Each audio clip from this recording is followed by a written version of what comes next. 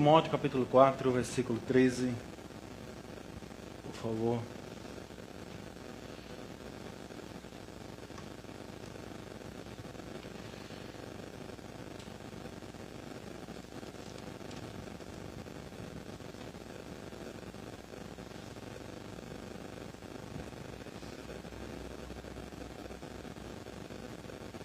Quem achou, diga amém.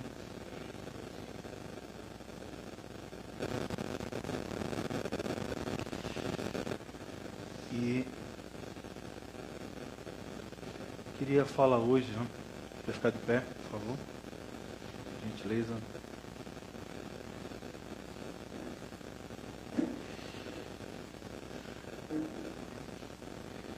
As tratativas desse versículo nos chamam a atenção.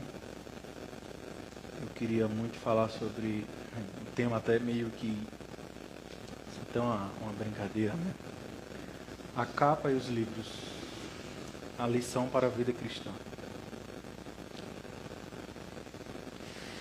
Queria que vocês lessem comigo o versículo 13, mas nós vamos trabalhar do 9 até o verso 18. Amém? Quando você vier, traga a capa que deixei em Trode.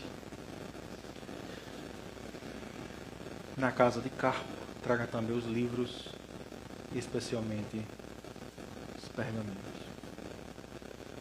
Quando você vier, traga a capa que deixei em Trode. Na casa de Carpo, traga também os livros, especialmente os pergaminhos. Oremos ao Senhor. Deus eterno, se não fosse tua graça, se não fosse a tua misericórdia, estaríamos perdidos, Senhor. Se não fosse a tua mão poderosa sobre nossa vida, nos guiando, Senhor, estaríamos perdidos. E eu te dou graça por essa noite estar pregando tua palavra, Senhor, ao teu povo. Que o Senhor me encha de sabedoria e de misericórdia, Pai, para tratar com o teu povo. E foi para isso que me chamaste. Então te dou graça, Senhor, pela oportunidade de falar da tua palavra com o teu povo. Nos abençoa e nos ajuda. Em nome de Jesus. Amém. Pode sentar.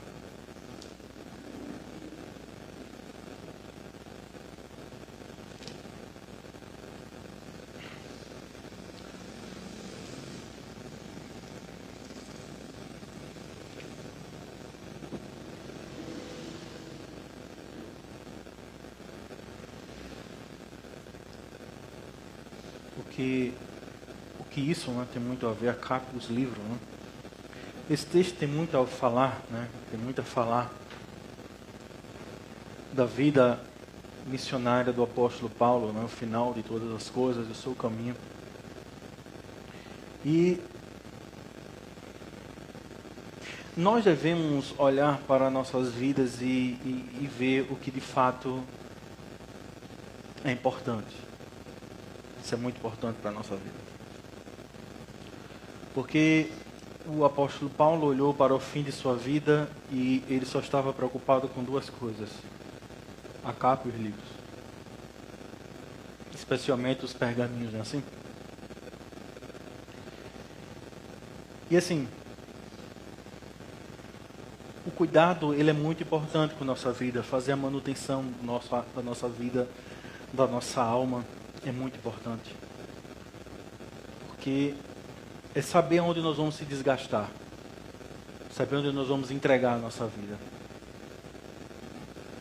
Porque o apóstolo Paulo, ele estava preso. Estava próximo do fim de sua vida. Já estava perto, né? Tanto que o texto, 2 Timóteo capítulo 4, verso 6, olhe comigo para você ver.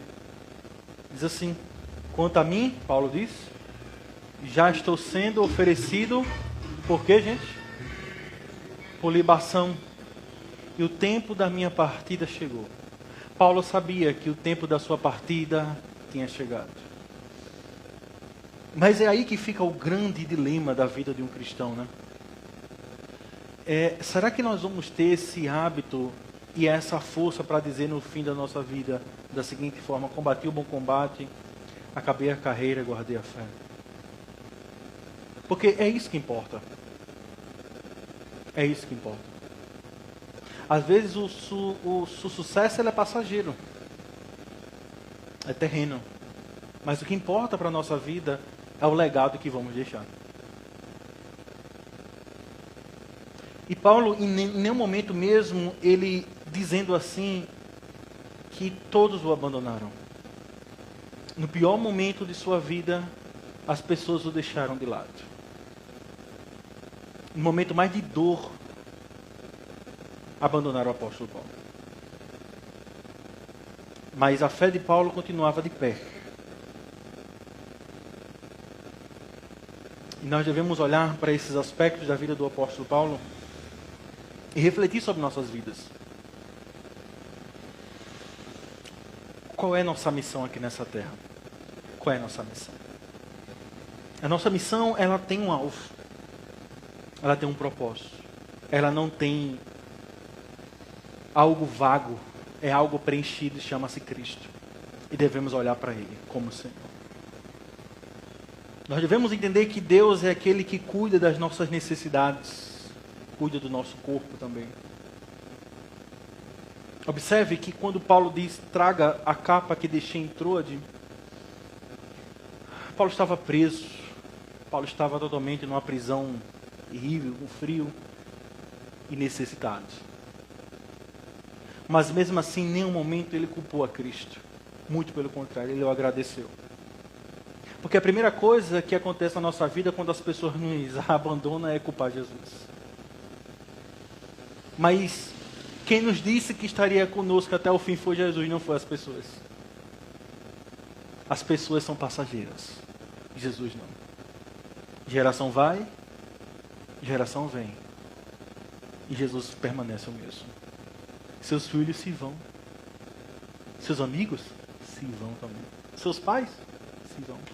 Mas o único que prometeu estar conosco até o final foi Jesus. E o que isso serve para nós, pastor, como aprendizado? É que nós não devemos, como servos de Deus, sofrer em silêncio.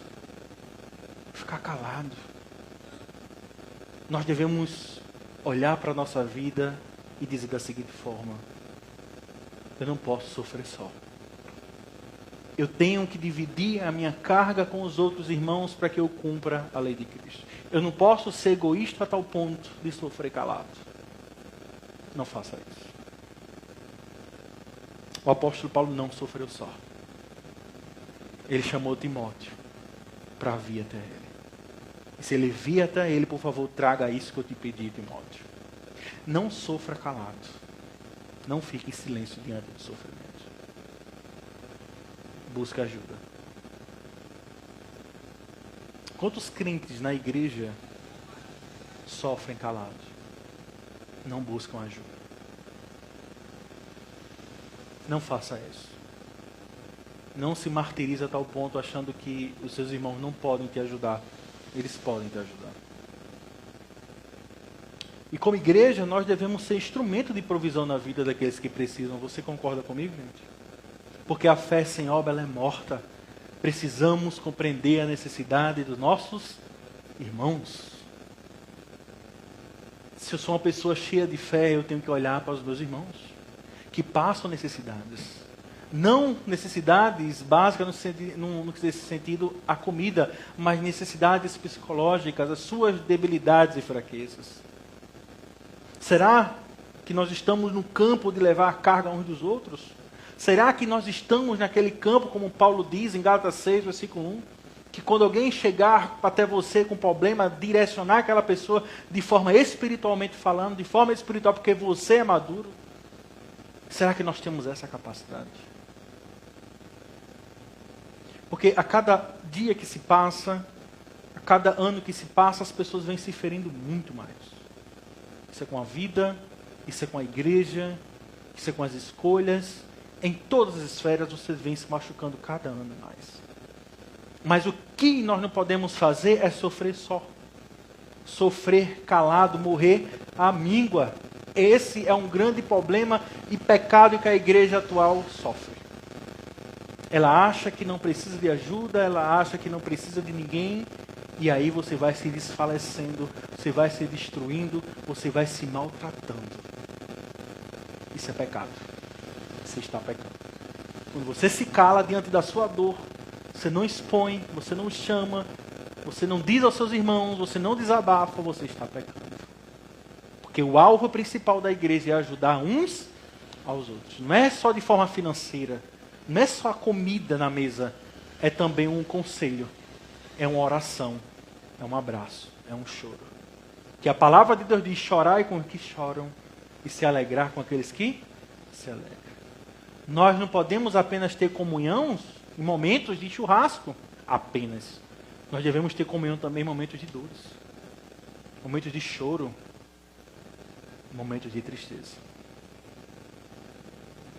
Como irmãos que somos em Cristo, devemos fazer várias perguntas, e uma delas que nós muitas vezes esquecemos de fazer é: quem ao nosso redor precisa de ajuda?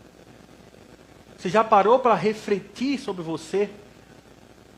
Sobre quem está ao seu redor? Quem está ao seu alcance? Você já parou para se perguntar quem está precisando de ajuda? Às vezes, por mais que você não tenha um hábito de aconselhar, por mais que você não tenha um hábito de se expressar muito bem, só em você sentar e ouvir aquela pessoa é um grande avanço. É uma grande ajuda. É um ato de amor fraterno do Pai. Já teve casos de eu chegar a conversar com alguém e não falar uma palavra, e no final a pessoa: pastor, estou me sentindo tão bem. E eu disse: meu irmão, eu não fiz nada. Só o ato daquela pessoa estar ali com confiança para me ouvir foi um momento de bênção. Será que nós não podemos deixar de egoísmo e começar a se perguntar quem ao nosso redor precisa de ajuda? Quem de fato está precisando de um ombro amigo? Esse é o Evangelho de Cristo. Que dos momentos de dor, dos momentos de dificuldade, o apóstolo Paulo recorria aos seus irmãos em Cristo Jesus. E nós estamos falando do apóstolo Paulo. Nós estamos falando de um homem que foi separado para o ministério, que tinha autoridade apostólica, mas também necessitava passar por momentos difíceis e precisava dos seus irmãos. Observe o verso 9 do capítulo 4 de 2 Timóteo. Diz assim: empenhe-se por vir até aqui o mais depressa possível. Paulo tinha pressa. Paulo queria ter contato rapidamente com seu filho na fé, Timóteo, porque ele já estava sendo oferecido como uma libação e o tempo da sua partida já tinha chegado. A ponto do apóstolo Paulo compreender e dizer: combati o bom combate, completei a carreira, guardei a minha fé. Desde agora me está guardada a coroa da justiça, que o Senhor reto juiz me dará naquele grande dia, não somente a mim, mas também a todos os que amam a sua vinda. O apóstolo Paulo sabia que o que ele pregava, o que ele ensinava, não ia render para ele aplausos, reconhecimento, batida no ombro, ser meu amigo, mas ia trazer dor e sofrimento. A ponto de, do verso 1 do capítulo 4, ele diz: diante de Deus e de Cristo Jesus, que há de julgar vivos e mortos pela manifestação e pelo reino, peço a você, com insistência, que prega a palavra, insista, quer seja oportuno, quer não, corrija, repreenda, exorte com toda paciência e com toda doutrina. Esse é um dos pontos cruciais que a igreja contemporânea vive. Você não pode mais corrigir, meus irmãos. Você não pode mais chamar a atenção mais de ninguém, porque eles se doem. Você não pode mais cobrar de ninguém, porque eles se machucam.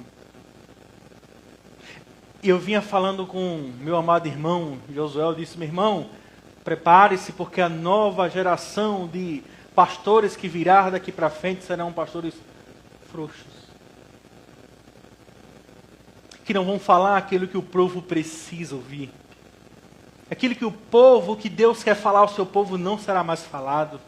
Será apenas um culto onde será falado palavras de autoajuda, psicologias humanistas, e isso será suficiente para o povo, e isso vai ser dado como um alimento celestial. E a única coisa que alimenta o povo de Deus é a palavra de Deus. E a palavra de Deus, a Bíblia diz que é uma espada de 2 gumes. E eu entendo que nós não podemos apenas usar o lado cortante, nós também devemos usar o bisturi para consertar alguns detalhes. Do mesmo jeito que ela nos fere, de fato ela nos ama. Mas esse é um Deus que ele não se omite diante dos erros. É um Deus que chama a nossa atenção. E o texto diz, corrija, repreenda. Quer repreender, não faça isso. Não venha agir dessa forma. Não se porte assim. É Paulo dizendo que isso rendeu a ele o abandono. Falar essas coisas naquele tempo rendeu a ele abandono. As pessoas lançaram Paulo na prisão por causa dessa mensagem. Exorte com paciência. Tem pessoas que você fala 500 vezes com elas e elas não aprendem. 500 ainda é pouco, né? Não está 1000? Vamos dobrar aqui. Elas não entendem. E o pior é que essas pessoas se enclausuram no seu mundo. Porque acham que não tem mais solução. E o texto bíblico diz que por muito ouvirem falar, endurecer os seus corações. Já viu pessoa que pode falar, meu amigo? Não entra mais não. Já viu pessoas assim? Repreenda com paciência e doutrina. É nós entrando nesse contexto aqui passado, aqui de corrigir, repreender, exortar com paciência, com doutrina. Quando você corrige, você mostra por meio da palavra, porque está repreendendo. Você não repreende porque você é um autoritário. Você repreende porque a Bíblia está mandando você repreender. Se Deus disse que nós não podemos fazer, você vai dizer o que ao povo de Deus? Não é bem assim? Não é dessa forma? Nós devemos arrumar um jeitinho para fazer? Pessoal, viver o Evangelho vai te render poucas amizades. Viver o Evangelho, eu digo a você, vai ter familiares que não vão estar perto de você. Que vão se chatear com você pelo modo como você vive sua vida. Mas que você seja amigo. Mas que você seja presente. As pessoas querem que você seja libertino. Seja aberto e pecador. E aceite o pecado alheio dos outros. E se ai de você se você não aceitar os pecados alheios dos outros. Porque você é tido como arrogante, prepotente, autoritário, só quer ser por querer viver a palavra de Deus. O apóstolo Paulo, ele bateu incisivamente. Foi essa postura que me deixou só. E principalmente para aqueles que estão de linha de frente. Eles são os mais isolados possíveis. Porque são muito mal compreendidos. Muito mal vistos. Eu digo porque nós temos um grupo de pastores e é isso que rola. Essa é a conversa que rola. Porque hoje em dia a geração mimizenta, que não se pode falar nada, nem cobrar nada, elas que destroem os pastores, verdadeiros e sérios. E o apóstolo Paulo diz da seguinte forma no verso 3: pois virá o tempo em que não vão suportar. Olha só, será que nós chegamos nesse tempo? Será que nós chegamos nesse tempo? Porque o tempo que Paulo aqui fala não é um tempo que tem um cronômetro. É que Deus estabeleceu um período, um momento, em que as pessoas não vão querer ouvir a doutrina, eles não vão suportar ouvir os ensinamentos verdadeiros. Pelo contrário, vão se rodear de mestres, de pessoas que ensinam segundo suas próprias cobiças. Observem que estão abarrotando e abarrotando igrejas com mestres assim. Que ensinam aquele que eles querem, aqueles que trazem cobiça sobre ele, riquezas, prazeres momentâneos. momentos terrenos, satisfatórios. É isso que está enchendo uma igreja. Será que nós chegamos nesse tempo? Tudo indica que sim. Porque a evidência dos fatos aqui falados é muito claro. Só se a gente quiser estar dando uma de cego.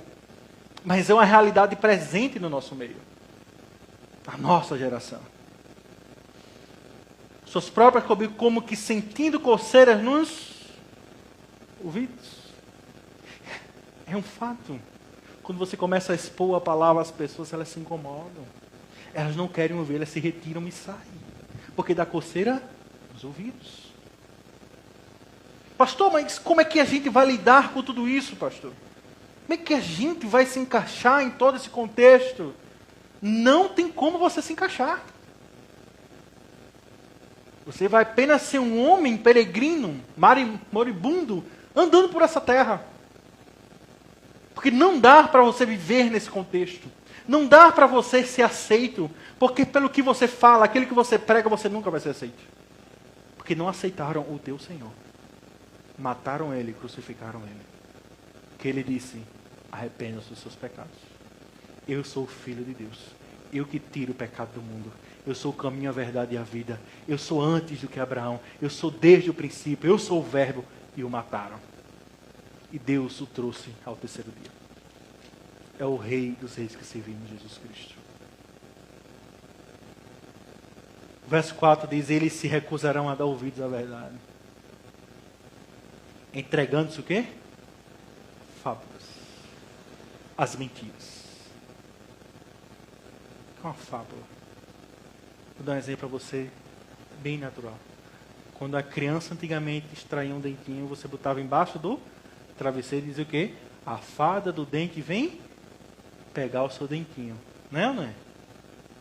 Toda criança, o pai de noite, filho dormir, tirava, botava uma moedinha lá. Ó, ela veio, deixou. Isso é uma fábula. É uma mentira, não existe, é apenas um conto.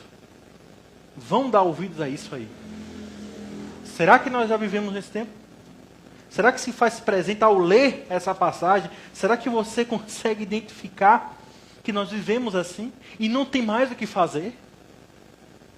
Só tem uma coisa a se fazer: pregar. Anunciar. E ponto final. Os homens de Deus estão pulando do barco, viu? Estão deixando o barco à deriva, viu? Está naquele salve-se quem puder. Alguns Nicodemo pegou logo o beco para os Estados Unidos. Cadê essas coisas? Porque vocês não sabem, eu vou estar dizendo coisa particular não, mas cadê essas coisinhas de igreja? Esse negócio, deixa eu ir embora. Lá não tem esses negocinhos de mimimi, não fala, não pode, cuidar porque prega. O pastor pregou, está com indireta. O pastor aqui, homem, o mundo te espera. O mundo te espera.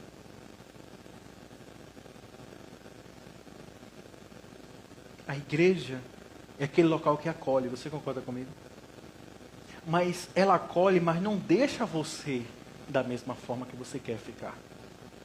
Ela te acolhe, ela te escuta, ela te direciona, ela ora por você, jejua por você, mas você não fica do jeito que você quer.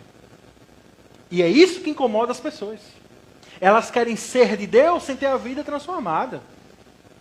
Elas querem viver para Deus e não ter a vida restaurada. Não, eu vou viver do meu jeito para Deus. Que Deus esteja na minha vida, eu vivendo da forma como eu quero. É isso que esse grupo quer, essas pessoas querem viver assim. Mas quando você prega a palavra, se manifesta a profecia do apóstolo Paulo, dizendo, haverá um tempo que vão ter para si mestres segundo os seus próprios desejos. E não vão suportar ouvir a palavra de Deus, o ensinamento verdadeiro. E é uma verdade. Chegue para essas pessoas que não querem ter compromisso com a igreja local, mas querem viver na igreja, e começa a pregar elas dizendo, meu amigo, você precisa se arrepender, você precisa abandonar uma mulher extra que você tem, esse homem extra que você tem que abandonar a bebida, o vício, os prazeres, a prostituição que você tem. Eles vão dizer, meu irmão, não quero ouvir isso não. O que eu quero é ouvir coisas que tragam bondade para mim. Eu não quero cobrança. Eu não estou aqui para ser cobrado porque eu dizimo. Eu dou oferta. Eu ajudo em missões. Eu faço isso e aquilo como isso fosse algo suficiente. E nós vivemos nesse tempo. Pessoas têm que ser levadas a sério, não é, gente? Nós não podemos brincar com as pessoas. E quando é que eu brinco, pastor, com uma pessoa? Quando você mente para ela. Quando você não fala aquilo que ela precisa ouvir. Você é um mentiroso. Você é um covarde, você é um omisso. Você mente. Quando aquela pessoa precisa ouvir o que ela precisa ouvir, você não fala. Por medo, por não magoar ou algo do tipo. Eu não estou mandando você botar o dedo no rosto de alguém, não. Gritar e falar com ignorância, não. Não é isso, não. É você dizer às pessoas aquilo que elas precisam ouvir. Meu irmão, essa vida aí não dá. Essa forma aí não está correta. Esse caminho aí não é o bíblico, meu irmão. E você sendo o mais amável possível, o mais paciente, as pessoas nem se incomodam. Se quer o quê? Que eu leve papa na sua boca? Quer que eu te bote para dormir, bebezinho? Com a mamadeira? Porque é isso que está faltando agora. Botar numa cama, ainda dá mamadeirazinha. Um mingau, alguma coisa. É isso que está faltando. Porque é uma geração que não sabe ser cobrado. É uma geração que, infelizmente, não querem viver para o Senhor. Querem viver para si. Que Deus tenha misericórdia disso.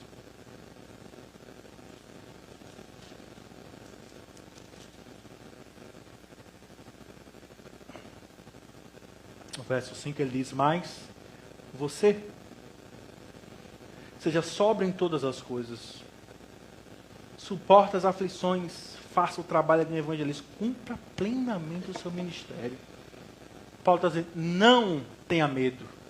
Paulo em nenhum momento negou os sofrimentos que havia para a vida do seu amado filho na fé, Timóteo. Você vai sofrer, Timóteo. Se você for anunciar isso que eu estou dizendo a você, você vai sofrer. Mas não deixe, por favor, de cumprir. Sofra as aflições. Faça o trabalho do evangelista. Cumpra plenamente o seu ministério. É isso que nós devemos compreender. Que quando você abre os seus lábios para falar de Jesus, o sofrimento, a aflição virá sobre você. Mas não deixe de falar aquilo que Deus colocou no seu coração, que é o Evangelho de Cristo. Tem um texto que é Marcos capítulo 6, versículo 26, que diz o seguinte: e eles bateram palmas para os falsos mestres do passado. Não busque reconhecimento. Não busque ser aceito por aquele rol de pessoas, rol de familiar. Não busque isso. Porque você não vai. Eita, eu vou tentar ser mais amigo daquela pessoa. Não vai conseguir porque aquela pessoa não quer compromisso com Deus. Vocês entenderam? Parece que a gente demora a entender as coisas. As pessoas não querem compromisso com Deus. Mais que você fale, mais que você abrace, mais que você converse, mais que você... elas não querem compromisso com Deus. Porque querem viver do seu jeito. E nós não podemos fazer nada. Elas vão, infelizmente, nos odiar. Infelizmente.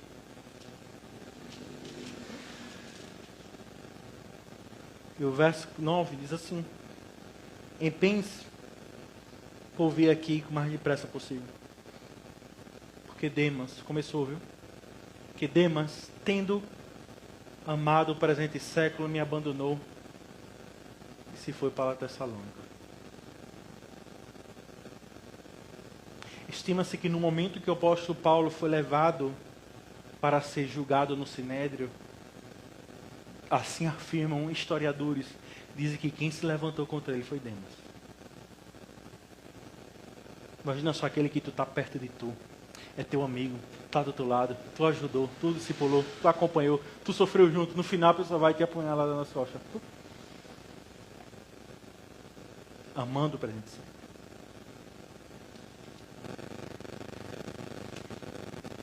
Crescente foi para a Galácia, mas isso aí, Crescente não abandonou Paulo, tá, gente?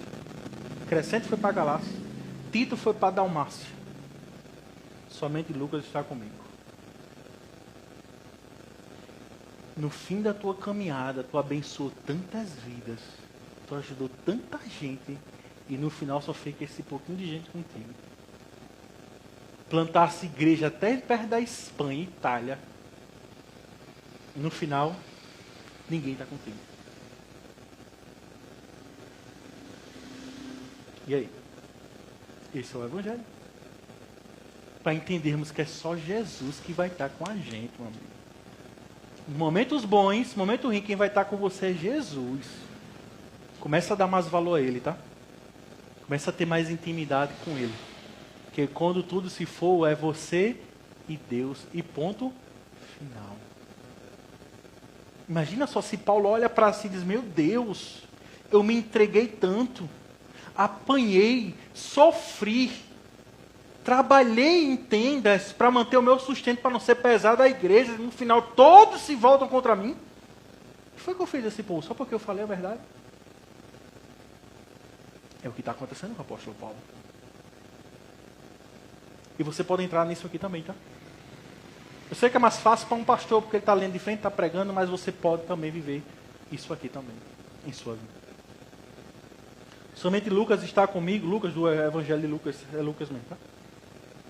Encontre Marcos, lembra de João Marcos, a briga que teve? Lembra da briguinha que teve? Quem foi que brigou? Paulo? Quem foi? Pedro também estava lá no meio de... Pessoal, Barnabé estava lá. Pedro também estava. E tudo por causa de João Marcos, porque João Marcos estava com medo. E Paulo, mentira, ele daqui que não serve não. Mas a maturidade chegou na vida do apóstolo Paulo. Como chega na nossa vida também. Tem coisas que você não faz mais, porque você fez há 10 anos atrás. Hoje você não faz nem ferrando, nem te pagando, você faz de novo. É ou não é? Deus vai tratando com a gente. É como fosse um peixe, né? Você vai tirando as escamas, é etapa, né? Ô, doloroso, tira as escamas, daqui a pouco vai, tira os buchos, tira a guerra e assim vai. Daqui a pouco começa a dar os cortes para levar tempero e depois vai para o fogo, para ser tratado. Aí depois, fica perfeito e gostoso da vida salva. Vocês entendem, gente? E o texto diz que ele estraga Marcos. Junto com você, pois me é útil para o ministério. Aquele no qual o apóstolo Paulo tinha abandonado, tinha dito que não valia nada, vá para lá, vá com ele para lá. Paulo diz, traga aquele e me serve. Ele é útil. Aí que existe a questão do perdão. Devemos aprender a perdoar. E também devemos reconhecer nossos erros. Devemos também reconhecer as nossas fraquezas, debilidade, fragilidade, que também temos como homens, como mulheres, dependentes de um Deus santo. Perdoe. Porque Marcos perdoou Paulo. E Paulo reconheceu seu erro. Reconheça seu erro. É tempo de você reconhecer seu erro. É tempo de você se lançar nos pés do Senhor. Eu errei. Eu falhei. Vou fazer tudo diferente. Me dê mais uma oportunidade. Você acha que Deus não vai dar? Deus vai lhe dar uma ótima oportunidade. Quanto a Tíquico, mandei-o para Éfeso. Começou. O trabalho aqui, meu amigo, estava terrivelmente, não tinha ninguém. Mão de obra aqui estava escasso. Paulo vai um para o lado, vai um para o outro, vai outro para o outro. A obra não para. Mesmo em meio à dor, a obra não para.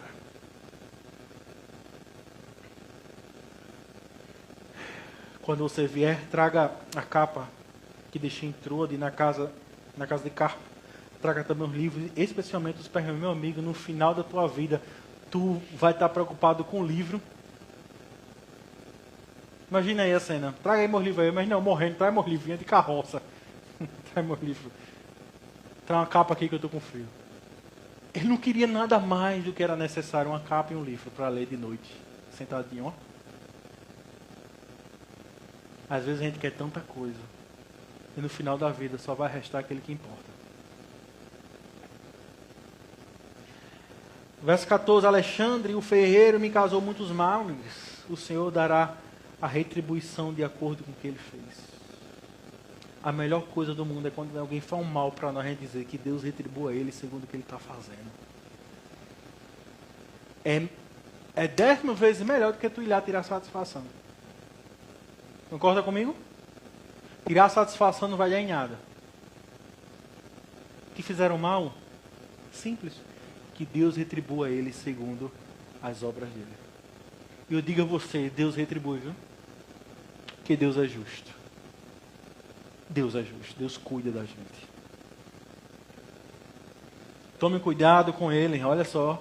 Aquele povo que fica causando tumulto na igreja. Aquele povo que é fofoqueiro, onde chega arruma problema em igreja. Olha só, olha o que Paulo diz a Timóteo. Tome cuidado com ele, também você.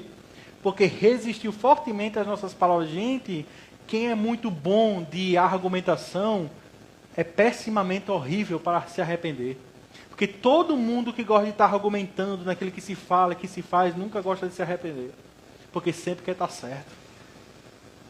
Tem pessoas que só querem estar certo e argumenta e fala, cale sua boca, você está errado e acabou o assunto. Amém, gente? Baixou a cabeça, não, verdade. Vou dizer o quê? Vou argumentar, tentar arrumar brecha para me defender do meu próprio erro, sabendo que eu estou errado. Não existe isso, gente. E Paulo diz, ele resistiu. O que é resistir? Era Paulo falando e ele indo contra Paulo. Era Paulo falando e ele não querendo ouvir. E ia falar e... Só, cuidado, que ele resistiu às nossas palavras. Ele não quer ser corrigido. Ele não quer ser tratado. Não tenha contato com esse homem, Timóteo. Tem pessoas na nossa vida que é assim. A gente fala 10 milhões de vezes. Não quer se corrigir, mas a gente ainda quer contato com essas pessoas. A gente quer trazer para a nossa vida. Vamos, se acabe só em nome de Jesus. Não. Amém, gente? Eu não trago muito não, tá, gente? Ah, pastor, radicalismo. Aí você interpreta do jeito que você quiser, tá? Amém, gente? A gente tem que colocar na nossa mente uma coisa, gente. A vida cristã já é difícil, gente. A gente já leva um nexo a si mesmo e uma cruz todo dia, concorda comigo? Então não tem para que eu estar tentando levar a cruz do outro, não, gente. Levar, como Paulo, levar a carga é uma fala que você tem com os irmãos. Uma conversa, um diálogo, e ali você se resolve. Mas levar a cruz do outro é impossível. Porque Jesus deu a cruz para cada um levar a sua. Se o outro não está conseguindo levar o outro, você pode ajudar ele. Ó, meu irmão, leva a tua cruz assim que é melhor. Abandona isso aqui, tu está cheio de coisa que não é nem teu, é dos outros, tu traz para a tua vida. Então pronto, leve sua cruz. O problema é de quem? Eu só não vou trazer problema para a minha vida. Amém, gente? Já é difícil, meu amigo. Eu digo a você, a caminhada cristã é fácil. Você todo dia tem que se negar. É uma briga para orar, é uma briga para ler Bíblia, é uma briga para ser santo, é uma briga... Gente, é uma briga tremenda todos os dias. E você ainda quer trazer problema para a sua vida? Ah, para gostar de problema, viu? Então eu vou lhe dar uns 5, viu? Você que gosta de problema, por favor, fala comigo no WhatsApp, que eu vou lhe mandar uns 5. 5 problemas para você resolver. Amém, gente? E para finalizar com a leitura do apóstolo Paulo, diz assim, 16: na minha primeira defesa, ninguém foi a meu favor, todos fizeram o quê? Me abandonaram. Que isso não lhe seja posto na conta. No momento que Paulo mais precisava, ninguém estava lá. Ninguém estava lá. Imagina só, vou dar um exemplo para você. Imagina só, você está ali diante de um juízo, você precisa de testemunhas, de pessoas que dizem ser teu amigo, queria muito estar com você, mas no momento que você mais precisa, quando você está lá diante do juiz, o juiz, entre por favor, as testemunhas de fulano. Cadê as testemunhas? Ninguém veio, ninguém compareceu, ninguém quis realmente lutar junto com você. É melhor você começar a analisar quem está com você. Amém? Começa a fazer um check-up geral da tua vida. Uma análise. Quem está comigo e quem não está comigo. Primeiro ponto. Se eu não tiver onde dormir, quem poderia me ceder um quarto para mim por um dia? Começa a fazer essas perguntas. Se eu tiver com fome, quem pode me dar um prato de comer? Começa a analisar essas pessoas. Se eu tiver doente, quem poderá me ajudar um dia? Começa a fazer essas perguntas, gente. Porque tem pessoas que na hora da dor, todo mundo, ó, corre. É teu amigo para fofocar só contigo. Para querer o que é teu. Interesses próprios. Mas que não tem nenhum compromisso contigo. Se tu estiver doído, sofrendo, só quero você para me trazer felicidade. Fofocar. Ou algo do tipo. Mas se tu estiver mal, o problema é teu. Te vira. Começa a analisar essas pessoas que estão na tua vida. E começa a retirar elas de você. O mais rápido possível. Porque tem gente que tem dedo podre, né? Para arrumar amizade, né? Tem o dedo podre. Ou tem gente que tem um dedo podre para arrumar quem não presta para a sua vida. Eita, Jesus amado. No verso 17. Agora o apóstolo Paulo nos ensina algo muito importante. Veja só. Eu vou encerrando aqui agora, hein? Mas o Senhor esteve ao meu lado. E não me revestiu, e me revestiu de forças, para que através de mim a pregação fosse plenamente cumprida, todos os gentios a ouvissem, e fui libertado da boca do leão. A pessoa mais importante estava com ele, Jesus. O Senhor me livrará também de toda obra maligna e me levará salvo para o seu reino celestial. A Ele o louvor de Paulo. Finaliza com a doxologia, dizendo assim, que é o louvor da carta. Ele finaliza o louvor dizendo: a Ele glória para todo sempre. Amém. Fica de pé.